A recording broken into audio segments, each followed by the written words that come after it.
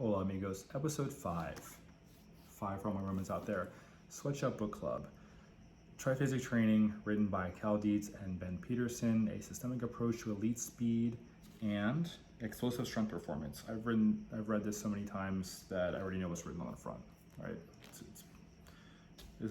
I would suggest reading this before getting into your CSCS, CPT, TSAC even, anything NSCA related, read this first. I would suggest reading this first before doing anything, even if you're getting involved with it. NASM, PES, ISSA, whatever your acronyms, your alphabet soup is, I would hit this first and get through it. Out of all the books that we've done on IGTV, this is the first book that I read out of all of them. This is the book that I reference back the most to. This is the book that I've read over and over again the most, in sequential order or not. It's what I go to at all times. So I talked about this before too. I never write notes in books. I never highlight books. There's a lot of highlighting going on in this. I never, and I stress that, never go out, get a sticky note, and put the sticky note in the book. I don't put my phone number and my name in the book. Like, hey, like give me my book back, right? This book doesn't leave my site. Kidding. It's very beat up and it's been around for a long time. And during traveling, I like to take it too, just to make sure that I'm not getting rusty with what my mind's doing.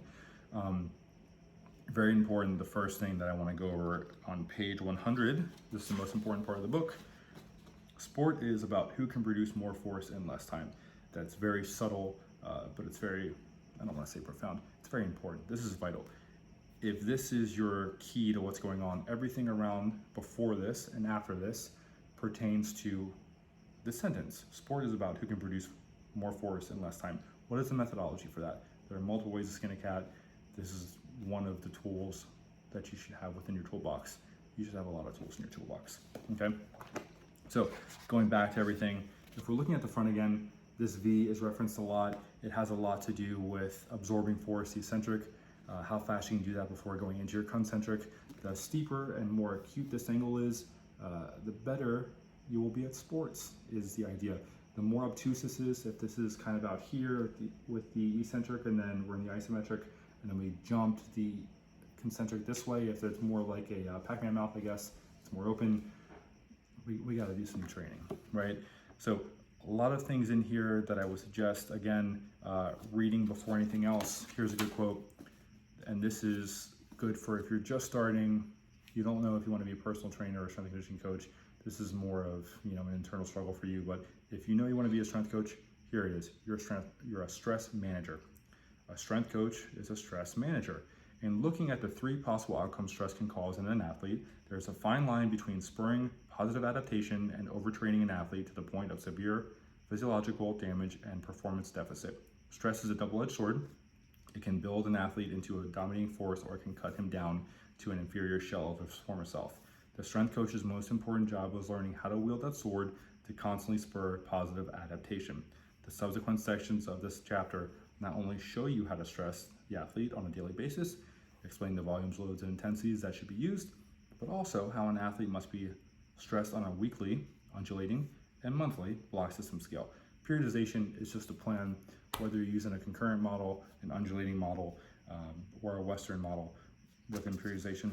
Doesn't matter, just have a plan, right? Really have a plan. A lot of references to Soviet training in here, Bondarchuk's in here. What else? Verkhoshansky, of course, you gotta have those in there. So going back to the sciencey portions of it, LTD is in here, residual training effects, high training loads, rate coupling, things of that nature, improvement rates, again, adaptation. It is important to understand that not every performance target has the same residual. For example, strength residuals tend to last upwards of 30 days, while speed residuals may only last for 7 days. That's important to note if you're doing any kind of periodization. Did you know that before? There's a lot of that in this. There's like so much of that in this where it's just banger after banger after banger after banger after banger that this book submitted me into going and grabbing a highlighter and highlighting stuff.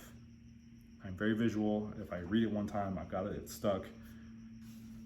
This was a monster to deal with. It's almost 300 pages of bangers, like I said. But in the last couple pages, when I say couple, I mean like 50? This is over 400 pages, sorry, close to 400. There's a lot of training blocks in here, how to use it. There's different versions of this for football as well, high school adaptations as well. A lot of really, really good stuff. So I'm gonna apologize for flipping through this because there's a lot going on. Once the human body has adapted to a stressor, or it is much quicker to readapt a second time. In a sense, every time a stress is seen by the body for the first time, it has to come up with a way to adapt to defend against that stress.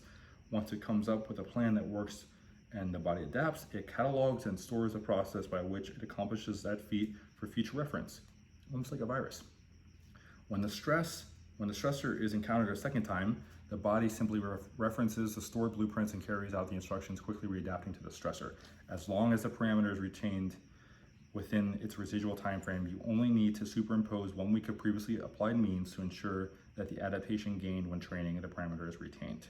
Retention is important, retraining is important, regaining where you have been is important.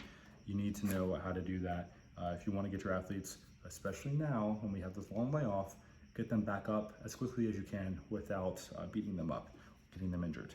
All right, Soviet Union stuff, Western periodization, references the Olympics a couple times, 1984, peaks. Okay, so rate coding, motor unit recruitment, like I said before, rate coupling, there's some myosin filament stuff, ATP, myosin heads detaching, things of that nature.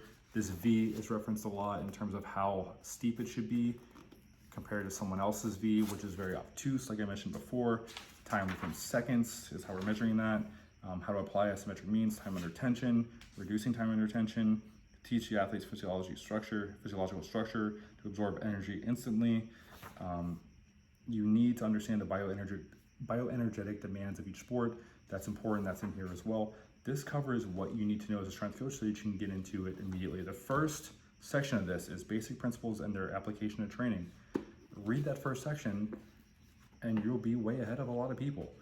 The first thing that attracted me to this book after feeling poo-pooed about it was the idea of aerobic training with a resistance exercise as a way of getting general physical preparedness, but also increasing recovery. So with the methodology, I'm not gonna go into that, that we use with the volleyball team a lot, especially when we're regaining where we have been setting up for an off season and a preseason. It is very important to know that if we are training aerobically with resistance, because we can't go outside and run, or it's too early and it's dark outside and we don't want to do some different things and we don't have access to certain things, we can use the barbell to increase aerobic means. Increasing aerobic means within that methodology will also increase capillary density within the tissue. If you can increase capillary density within the tissue, that slows down blood flow. If you can slow down blood flow, here's a kicker, I can increase nutrient uptake, I'm recovering quicker, and I can expel waste products quicker. That's fantastic. It's pretty important.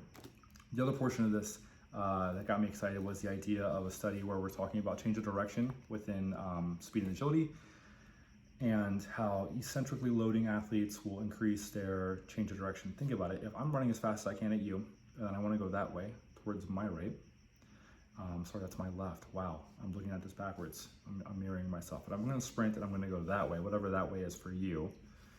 I need to run as fast as I can. I need to slow down, get into eccentric portion. I have an isometric portion where I'm pausing for a tick before I concentrically spring out, going that way again.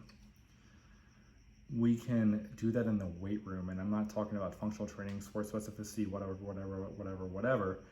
I'm talking about increasing the ability to absorb force and then produce force. This is the main reason why when I focus on my athletes and we're training and we're getting faster and we're taking tenths of seconds off of 20-yard dashes, 10-yard dashes, 40s, and subsequently 60s. 60s is different because there's a top speed aspect as opposed to just acceleration phase and dry phase, but we work mostly in a linear fashion. If I'm sprinting to you and then I want to go that way, I'm changing direction, but I'm in a linear position, I change direction, and then I'm linear again. All change of direction is just a pit stop before I go linear again. The only thing that's not linear is if I'm teaching them to drop the shoulder a little bit, tuck the chin a little bit, and I'm rounding my run.